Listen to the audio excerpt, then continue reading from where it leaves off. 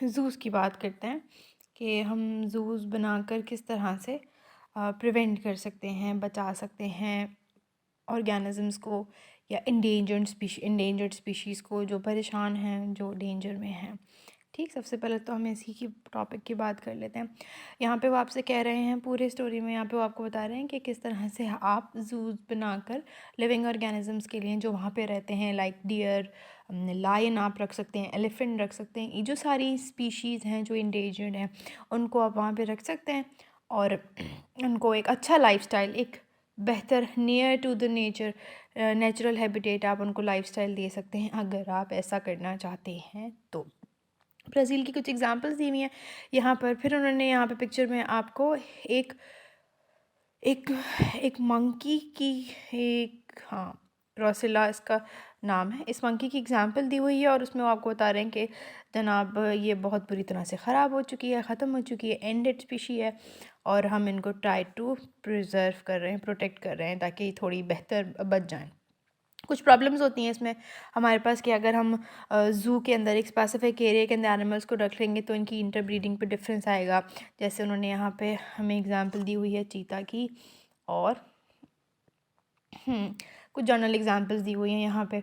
और फिर वही बात है कि जब आप एनिमल्स को एक जगह पे प्रोटेक्टेड रख लेंगे तो जो इनकी जीन डाइवर्सिटी है वो कंजर्व रह जाएगी, वो नॉर्मली रह नहीं पाएगी, चल नहीं पाएगी जैसे चलनी चाहिए। आप अगर फीमेल चीता को भी रख लेते हैं और उतने ही मेल चीता वहाँ पे ले आते हैं तो हाँ, that can increase the genetic diversity in the population, जिसकी यहाँ पे वो सारी बात कर रहे थे आपसे। ठीक, अच्छा, अब ये वाला जो पोर्शन है इसमें उन्होंने ज़ू की एग्जांपल बताया कि हम रिसर्च वर्क वहाँ पे बहुत आसानी से कर सकते हैं।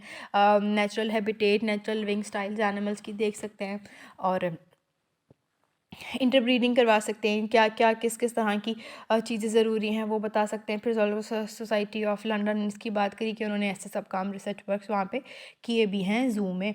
हम बस कोशिश करते हैं कि हम एनिमल को वहाँ पे कोशिश करते हैं कि ज़्यादा से ज़्यादा एनिमल को नेचुरल हैबिटेट दें।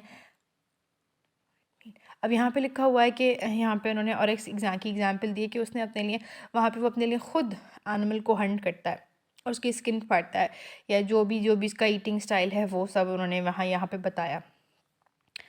इफ़ नथिंग वो ये ख़त्म हो जाएगा अगर कुछ भी नहीं किया गया ढंग से या उसके लिए कोई प्रिकॉशंस नहीं लिए गए इस एनिमल के लिए। Successful and interbreeding herds of some animal have been established in the reserve। वो बता रहे हैं आपको नॉर्थ अफ्रीका में हमने कुछ एनिमल्स को बहुत ठीक तरीके से अपने पास संभाल कर रख लिया है। पिक्चर दिखा रहे हैं और इसकी और बता रहे हैं कि हमने उसको प्रिजर्व कर लिया है मोरक्को में और एक ज़ू बना के अच्छी सी लाइफस्टाइल उसको देने की हम कोशिश कर रहे हैं। बट डेफिनेटली जो एक नेचुरल स्टाइलिंग है वहाँ ऐसा कुछ नहीं हो सकता। अच्छा जनाब, फिर उसके बाद उन्होंने आपको बताया है कि सम एनिमल जो हैं उनके अंदर सूटेबल हैबिटेट चाहिए होता है, वो वाइल्ड में या नॉर्मली वो सर्वाइव नहीं कर सकते या वो उनके लिए प्रॉब्लमेटिक है ये ज़ूज़ बनाना। उनको नेचुरल हैबिटेट ही चाहिए, उनके लिए बहुत डिफ़िकल्ट है कि वो इस तरह के आर्टिफिशियल स्टाइलिंग में रहें। जिसकी एग्जांपल पांडा है। 2011 में उन्होंने आपको बताया कि पांडा जो ज़ू में थे वो 300 थे और फिर कुछ रिसर्च वर्क के बाद इस बात को पता किया गया कि 300 जो पांडा हैं उनकी बॉर्निंग कैपेसिटी जो है पांडा की वो successfully return to the wild. जब आपने वाइल्ड पे करा तभी वो ठीक हुई, वरना वो परेशान ही थे। First captive bred panda to be release was killed, बता रहे हैं आपको यहाँ पे उसके बारे में कि वो मर गया है। जो हमने पहला पांडा रखा था 5 साल में ही वो पांडा मर गया और जो फीमेल गोल्डन लायन थी उसकी बात करें उसको वापस हमने जंगल में छोड़ दिया था क्योंकि वो यहाँ पे अच्छी नहीं थी। Do not have climbing and for ageing skills. अब उसके लिए अच्छा इन्वायरमेंट नहीं बना पाए थे हम ज़ू बनाने के बावजूद। Some captive bred animals do not know how to avoid predators, find food and rear their own उनके बेबीज़ के लिए सब चीज़ें परेशान कुन हैं। तो ज़ूज़ बनाना एक तरफ तो गुड है बट एक तरफ ऑब्वियसली वो सब बैड भी है। मतलब एनिमल वहाँ पे बहुत बहुत 100% अच्छे तरीके से सर्वाइव नहीं कर पाता। फिर एक टॉपिक आया असिस्टेड प्रोडक्शन। अब ये जो असिस्टेड प्रोडक्शन है ये एक सॉल्यूशन है, एक हिंट है इन ब्रीडिंग के लिए, यानी हम इससे इन ब्रीडिंग पे काम कर सकते हैं। Zoo use to transport large mammals from one zoo to another part of their captive in breeding programs. वहाँ जू से एनिमल्स को ख़ास जगह पर लेकर जाया जाता है, मैमल्स को लेकर जाया जाता है। डेफिनेटली ये एक एक्सपेंसिव प्रोसेस है और इससे ऐसा होता है कि हर बार एनिमल्स हमारी मर्ज़ी से नहीं चलते, हर बार इन ब्रीडिंग पॉसिबल नहीं हो पाती। फिर हमने कुछ चीपर स्टाइल इसके लिए अडॉप्ट करे, वो था कि हमने उनके सीमेंस कलेक्ट कर लिए और उनको स्पर्म बैंक में डिपॉजिट करा दिया, रख लिया, और जो इनकी फ़ीमेल्स हैं अच्छे टाइम पे, ठीक टाइम पे उनकी फ़ीमेल्स में इंजेक्ट करके इन ब्रीडिंग को सक्सेसफुल बनाने की अपनी तरफ से भरपूर कोशिश करी। अच्छा, फिर उसमें कुछ प्रॉब्लम्स थी। स्पर्म एक्टिविटी एक प्रॉब्लम है, मीडियम एक प्रॉब्लम है। हम एक डाइल्यूट मीडियम में रखें, फिर हम बफर में रखें उनको, तो ये सब चीज़ें छोटी छोटी प्रॉब्लम्स थी। उनको फिर हमने टेम्परेचर मेंटेन किया, नाइट्रोजन लिक्विड में उसको स्टोर किया, तो इस तरह से वो थोड़ा टाइम सर्वाइव कर गए। कुछ और भी मेथड्स हो सकते हैं इन सारी प्रॉब्लम्स को सॉल्व करने के लिए, जिसमें सबसे पहले जो हमने पढ़ा आर्टिफिशियल इंसेमिनेशन, ए आई। अब ये AI क्या है, इसमें आप क्या करते हैं, स्पर्म्स को बैंक में डिपॉजिट करा देते हैं, उनको एक वार्म टेम्परेचर, अच्छे टेम्परेचर में मेंटेन रखते हैं, ताकि अच्छा टेम्परेचर मेंटेन करके देते हैं ताकि वो एक्टिव और लाइव रहे। फिर उसके बाद एक कैथेड्रा में उसको इंजर्ट करके फीमेल के वजाइना में उसे इंसर्ट कर देते हैं नेचुरली। फिर वो वजाइना तक जाकर यूट्रस में फ़ीमेल के जो भी स्पर्म है वो ग्रो करना स्टार्ट हो जाता है। इस मेथड को हम कहते हैं आर्टिफिशियल इंसेमिनेशन, जो नेचुरली, जो नॉर्मली काउ वगैरह के साथ अब होती ही है अक्सर फार्म्स में।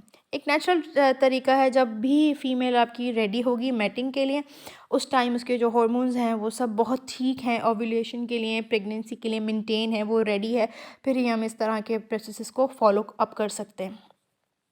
फिर उसके बाद एम्ब्रियो डेवलप होना स्टार्ट हो जाता है यूट्रस में, फिर transfer to another female that में had hormonal treatment to prepare them for the pregnancy. उनको हमने फ़ीमेल में ट्रांसफ़र किया, और अगर एक फीमेल वन में अगर लाइक वो एक अपने specific time of pregnancy achieve करने के लिए थी और उस टाइम आपने प्रोवाइड कर दिया, हुआ नहीं हुआ, definitely living organism mating is depend upon the chance by God only. फिर हमने फ़ीमेल 2 में ट्राई कर लिया।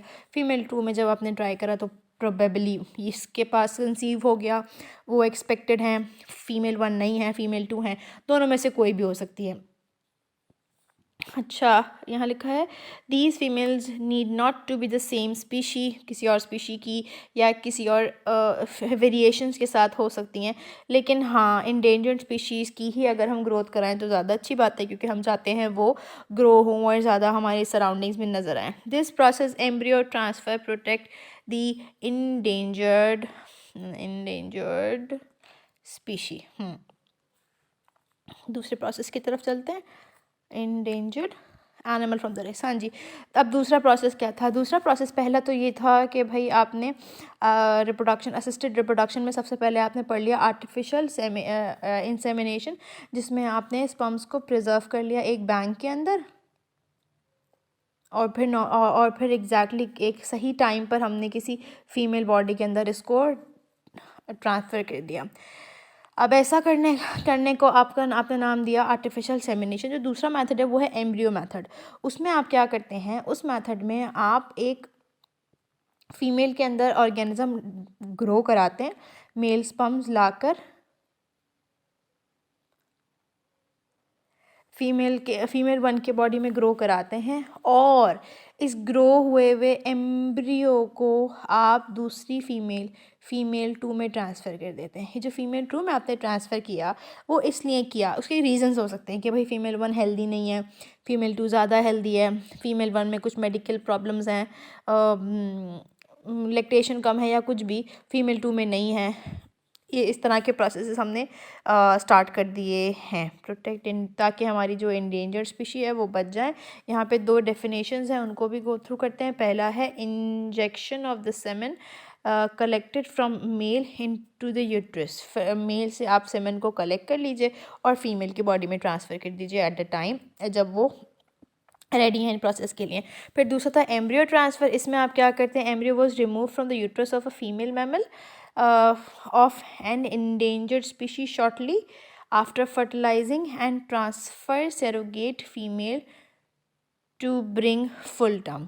क्योंकि जो फीमेल 1 थी वो हेल्दी नहीं है, हमने सरोगेसी कराई फीमेल 2 की बॉडी में, फीमेल 1 का एम्ब्रियो ट्रांसफ़र कर दिया। तो इस प्रोसेस को एम्ब्रियो ट्रांसफ़र कहते हैं, ताकि हम हेल्दी लिविंग ऑर्गेनिज्म को अचीव कर सकें। फीमेल 1 अनहेल्दी थी तो डिफ़िकल्ट है उसके लिए ये सब चीज़ें प्रोसेस को गो थ्रू करना, संभालना। सक्सेसफुल स्टोरी नहीं हो सकती है हमेशा 100%, बिकॉज जेनेटिक्स और एम्ब्रियोलॉजी सब का सब अल्लाह ताला के हाथ में। हम कंफर्म नहीं कर सकते कब एनिमल कंसीव करेगा। कभी कभी नॉर्मल एनिमल्स कंसीव नहीं करते, कभी कभी एबनॉर्मली भी एनिमल कंसीव कर लेते हैं। एनिमल रिफ्यूज़ कर देता है इस कैपेसिटी को, डिपेंड करता है। ये आपके लिए पॉसिबल नहीं, हमारे लिए 100% श्योरिटी नहीं है इन सब चीज़ों की। हाँ, लेकिन अगर आप अच्छी हैबिटेट दें तो कुछ चांसेस उसके बढ़ जाते हैं। और फिर उसके बाद हम इवन अपने difficult animal to adopt the living organism the care. हाँ, ज़ू के एनवायरनमेंट अच्छे नहीं लग रहे हैं, बहुत सारे एनिमल्स को नहीं लग सकते हैं। बहुत सारे एनिमल्स को आपको उन्हें वापस ले जाकर कहाँ छोड़ना पड़ेगा, किसी और वाइल्ड प्लेस पे, फॉरेस्ट पे आपको उसको छोड़ना पड़ेगा। उनको ठीक नहीं लग रहा। यहाँ पर उन्होंने पांडा की एग्जाम्पल दी हुई है, इसको रीड कर लें तो बहुत अच्छी बात है। अच्छा, हम तो वापस इधर ही आ गए। अच्छा, एनिमल को रिस्क से बचाने के लिए हम क्या करते हैं, उन एनिमल्स की कुछ असिस्टेड रिप्रोडक्शन मेथड्स के थ्रू उनकी ऑफस्प्रिंग्स बढ़ाने की कोशिश करते हैं, हेल्दी ऑफस्प्रिंग लेने की, हासिल करने की कोशिश करते हैं। अब यहाँ पे सरोगेट वर्ड को एक्सप्लेन कर रहे हैं और यहाँ कह रहे हैं कि वो फीमेल 1 कह देती हूँ इसको मैं, वो फीमेल जिसने कंसीव किया, जिसने एम्ब्रियो बनाया, और वो जिसने एम्ब्रियो बनाया, जिसने जिसने एम्ब्रियो बनाया और फिर हमने इसका एम्ब्रियो किसी दूसरी फीमेल में ट्रांसफ़र कर दिया। अब या तो ये एम्ब्रियो यहाँ बने, डिपेंड करता है कंडीशन कैसी है, या फिर मैं यहाँ से उसका सीमेन कलेक्ट कर लूँ, यहाँ से फीमेल 1 का सीमेन कलेक्ट करके फीमेल 2 में की बॉडी में इंजेक्ट कर दूँ, यहाँ पे एम्ब्रियो बने। यहाँ पे कह रहे हैं फीमेल दैट रिसीव एम्ब्रियो, वो सरोगेट मदर होती है जो रिसीव करती है एम्ब्रियो की। F1 की बॉडी में स्पर्म आया, फर्टिलाइजेशन हुई और एम्ब्रियो बना, और यहाँ से एम्ब्रियो हमने हेल्दी लिविंग ऑर्गेनिज्म हासिल करने के लिए F2 में ट्रांसफ़र कर दिया। तो फिर जब हमने ऐसा कर दिया तो ये जो सेकंड मदर हैं, ये भी तो मदर हैं, ये ऑफिशियल मदर नहीं है। ऑफिशियल मदर 1 ही है, ये इनऑफिशियल मदर हैं जिसको आप सरोगेट मदर का नाम देते हैं मेडिकल टर्मिनोलॉजीज़ में। इस्लाम बहुत सारे पर्सपेक्टिव देता है, इस पर फतवे देता है, और लेकिन अलाउड है, मेडिकली पॉसिबल मेथड है। अच्छा, फिर आ गया in vivo fertilisation. In vivo means inside the test tube, यानी आप लिविंग ऑर्गेनिज्म किसी की बॉडी में ग्रो नहीं करा रहे, आप टेस्ट ट्यूब में ग्रो करा रहे हैं। आपने एग्स को यानी oocytes को कलेक्ट किया, एक निडल में कलेक्ट किया, ओवरी से कलेक्ट किया, मैच्योर फॉलिकल से आपने उन्हें कलेक्ट किया।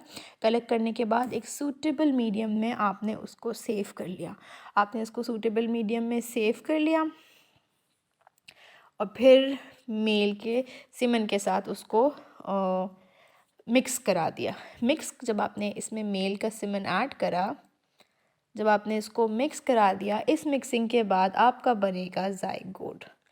ठीक है जनाब, ये जो ज़ाइगोट आपका बना, ये थोड़े टाइम के बाद एम्ब्रियो में कन्वर्ट हो जाएगा। आपने सूटेबल एनवायरनमेंट प्रोलॉन्ग देना है। एम्ब्रियो में कन्वर्ट होने के बाद आप जब इसके कल्चर थोड़ा सा बड़ा हो गया, कुछ दिन के बाद आप उसको प्लेस कर दें मदर बॉडी में। आप चाहें सेवरल फीमेल्स में भी प्लेस कर सकते हैं, डिफरेंट स्पीशीज सेम स्पीशी, ये भी है, टेस्टिंग है ये, तो हम देखना चाहते हैं क्या और कैसे ग्रो हो रहा है। फिर उन्होंने बताया कि जो एग्स हैं और आपके एम्ब्रियो हैं वो स्टोर किया हुआ है आपने, स्पर्म भी आपने क्योंकि स्टोर किए हुए, डिपॉजिट किए हुए, संभाल के रखे हुए। Eggs more difficult to freeze, eggs को संभाल के रखना मुश्किल है बिकॉज़ वो जल्दी डैमेज हो सकते हैं। फ्रीजिंग उनको बहुत इफ़ेक्ट करती है, और eggs are large number with lots of water which tend to form ice crystals and damage the internal membrane. हाँ, एग आपका ख़राब हो सकता है। Eggs are fertilise in vitro. In vitro means आप टेस्ट ट्यूब में उसको ग्रो कराते हैं। तो आपने उसको फ्रीज़ कर लिया, सरोगेट मदर अवेलेबल हैं, तो फिर उनकी बॉडी में आपने ट्रांसफ़र कर दिया और ऑर्गेनिज्म आपका प्रॉपर्ली ग्रो हो जाएगा। यहाँ क्वेश्चन आता है कि F1 से यानी फीमेल 1 से हम फीमेल 2 पे क्यों आए। हेल्थ रीज़न हो सकते हैं, एनवायरमेंटल रीज़न हो सकते हैं, कुछ बॉडी फीचर्स हो सकते हैं जो हमें अच्छे और हेल्दी चाहिए, इसलिए। फिर यहाँ पे जो दूसरी टर्म उन्होंने एक्सप्लेन करी है वो है फ्रोज़न ज़ू। फ्रोज़न ज़ू क्या है? ये एक जेनेटिक रिसोर्सेज यानी एग्स और स्पर्म्स और ओवरीज वगैरह जो इंडेंजर्ड स्पीशी हैं उनकी हमने प्रिजर्व करके रखी हैं। Frozen zoo can hold much more genetic diversity than a normal zoo. Material can kept for very long period of time. ठीक है, अच्छा, ये तक तो उन्होंने बता दिया। फिर उसके बाद नीचे आ गई इस बार में।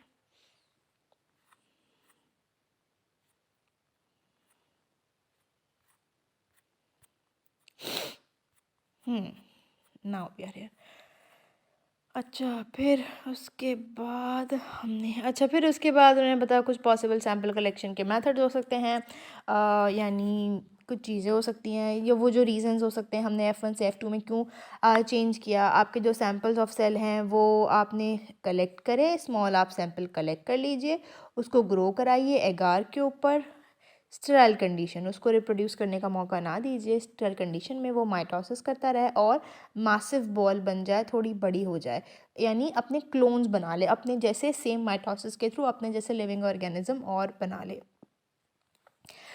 फिर उसके बाद उन्होंने कहा कि mixture of plant hormones they grow stem. हाँ, अगर ये कोई प्लांट है तो वो थोड़े वक्त के बाद कुछ हार्मोन्स बनाना स्टार्ट कर देगा, ग्रो होना शुरू हो जाएगा, इसके रूट्स बनना स्टार्ट हो जाएंगे। आप उसको सॉइल में फिर ट्रांसफ़र कर सकते हैं। जो ये सॉइल में ट्रांसफ़र करने से पहले तक का जो मरहला था, हमें उसमें रिस्क नहीं लेना, चांस नहीं लेना, हमने इसलिए उसको लैब में इस टेक्निक के थ्रू, कल्चर टेक्निक के थ्रू ग्रो कराया। लार्ज नंबर ऑफ प्लांट्स हमें इससे मिल सकते हैं, नेचुरली नहीं, लैब में, लैब के थ्रू हम ये सब प्रोसेसेस कर सकते हैं। अच्छा, द रोल ऑफ, बहुत सारे रोल्स हैं, बहुत सारे बेनिफिट्स हैं इस टेक्नोलॉजी के, यानी मैसिव टेस्ट ट्यूब में आप ग्रो करा लें, और फिर उसके बाद आपको लार्ज नंबर ऑफ लिविंग और large number of plants, large number of animals भी मिल सकते हैं। कुछ बेसिक उन्होंने बेनिफिशियल पॉइंट बताया कि भाई large number of quantity of threatened plants हमें मिल सकते हैं, इंडेंजर्ड, और अलग अलग क्लाइमेट में, अलग टेम्परेचर में आपको मिल सकते हैं। अच्छी कंडीशंस में ग्रो होंगे, उनको एनिमल बाइटिंग और हंटिंग या प्रेडेशन वगैरह का कोई ख़तरा नहीं होगा, बिकॉज़ वो इधर हो रहे हैं। नेचुरल हैबिटेट, हाँ, अगर उनका डिस्ट्रॉय हो गया है तो फिर डेफिनेटली आप उनको लैब में दोबारा अपनी मर्ज़ी से ग्रो करा सकते हैं।